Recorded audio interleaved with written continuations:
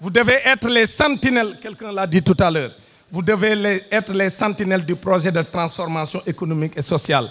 Vous avez été les sentinelles de la révolution.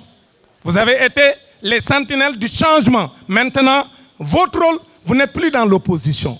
Vous devez maintenant vous muer en sentinelle donc, du changement et sentinelle du projet, sentinelle de l'agenda de transformation systémique de notre pays. C'est ça ce qu'on attend de vous les étudiants.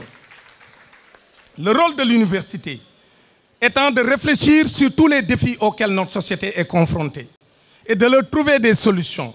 Les étudiants, en tant qu'acteurs clés de cette communauté, doivent au quotidien travailler sans relâche pour que chaque franc du contribuable sénégalais, utilisé pour payer les enseignants, utilisé pour construire des universités, utilisé pour construire des amphithéâtres, ou instituts de formation, des pavillons universitaires, des restaurants, ou pour subventionner des tickets de restauration, que cet argent qui est dépensé sur vous ne soit pas de l'argent perdu par l'État du Sénégal, et c'est à vous de relever ce défi.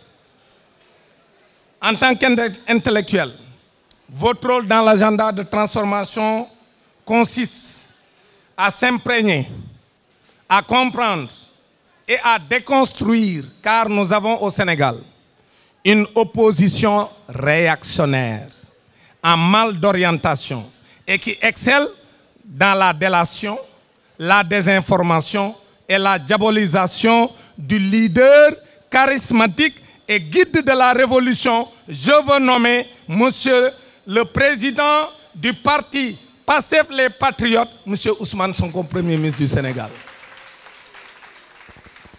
Vous devez vous concentrer dans vos études, chers étudiants. Mais vous ne devez pas laisser le terrain aux fossoyeurs de la République.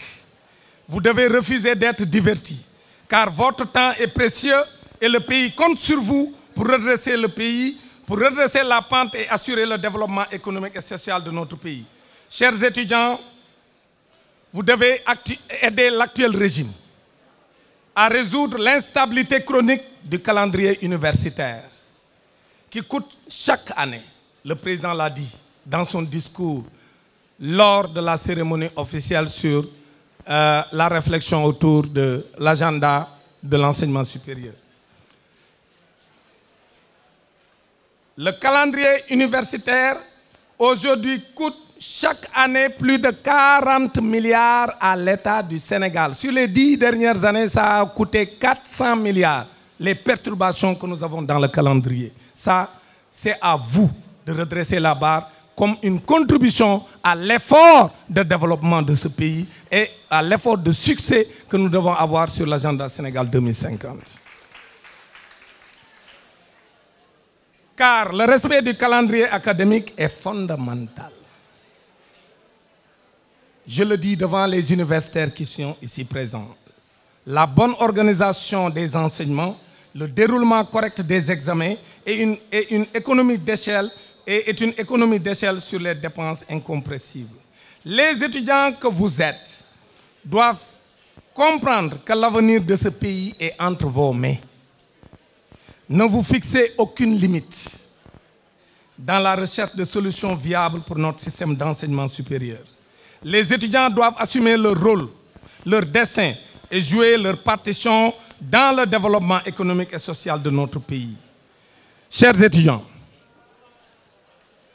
aujourd'hui, vous devez comprendre que l'agenda s'articule sur 5 défis majeurs, pour résumer.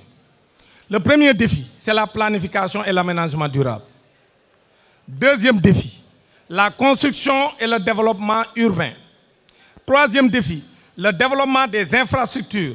Quatrième défi, l'accessibilité financière. Et le cinquième défi, l'innovation et la formation. La renégociation des contrats que le Sénégal vient de réussir constitue un élément très important dans la marche de notre pays parce que lorsqu'on l'a annoncé, des fossoyeurs de la République avaient dit que ce gouvernement n'a pas d'expérience et que ce gouvernement ne pouvait pas secouer le cocotier et que ce gouvernement ne pouvez pas contraindre des multinationales à accepter de renégocier les contrats. Vous avez vu hier que le gouvernement du Sénégal a réussi à renégocier avec le gouvernement saoudien. Et aujourd'hui, avec cette nouvelle renégociation obtenue par le gouvernement du Sénégal, inspirée par le Premier ministre et le Président de la République, le prix de l'eau passe de 427 francs laissés par le régime de Macky Sall à 389,8 francs le mètre cube. Ça, c'est une prouesse. Une réduction de la charge annuelle du loyer pour l'État du Sénégal.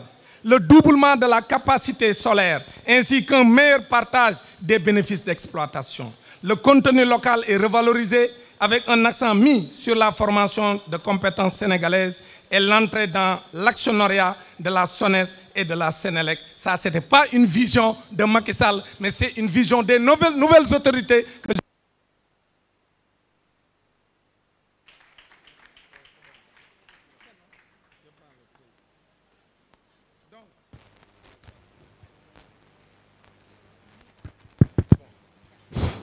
Voilà.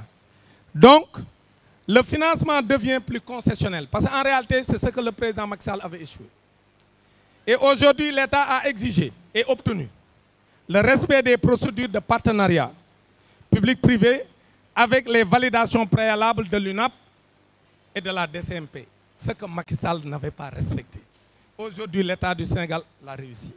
Les réalisations formidables entre le roi Salman, les relations, je voulais dire formidables, entre le roi Salman et le président Bassirou Diomaye Diakhar Faye. Et aujourd'hui, vous avez vu qu'avec les percées diplomatiques du Sénégal, à travers les tournées du Premier ministre dans notre continent, la tournée du Premier ministre en Asie, particulièrement en Chine, sur le plan diplomatique. Et ça, c'est important que les Sénégalais le comprennent. Donc, chers étudiants, pour résumer, parce que comme je l'ai dit tout à l'heure, nous sommes là pour échanger. Nous ne sommes pas là pour donner un cours magistral. Mais en conclusion, je dirais qu'aujourd'hui, PASTEF, en tant que parti majoritaire dans le pays, avait démontré à travers les élections de 2024, les élections présidentielles, 54% dès le premier tour pour un candidat qui était en prison.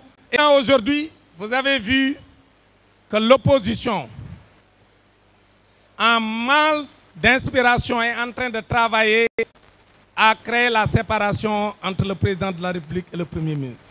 Aujourd'hui, il faut que vous compreniez que nous avons vendu aux Sénégalais un tandem. Nous avons dit pendant la campagne des élections présidentielles, Sonko moi Diomaye, Diomaye moi Sonko. Donc nous n'avons pas le droit de trahir le peuple sénégalais.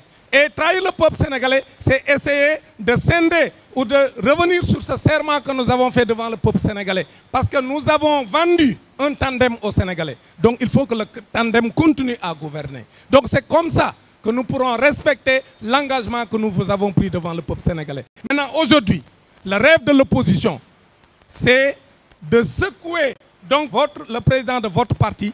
Ils essaient de divertir les Sénégalais en disant que oui, le président Diomaye, lui, il est courtois, mais le Premier ministre Ousmane Sonko ne les respecte pas. Ce qu'ils cherchent en faisant donc cette dichotomie entre le président et son Premier ministre, alors que nous avons vendu un tandem aux Sénégalais et les Sénégalais l'ont sanctionné positivement et de façon massive à 54%. Donc, dire que nous avons un parti PASTEF qui dirige le pays, mais qu'est-ce qu'ils attendent de vous?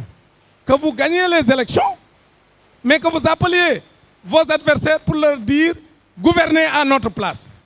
Mais ça montrerait que vous n'en êtes pas capable.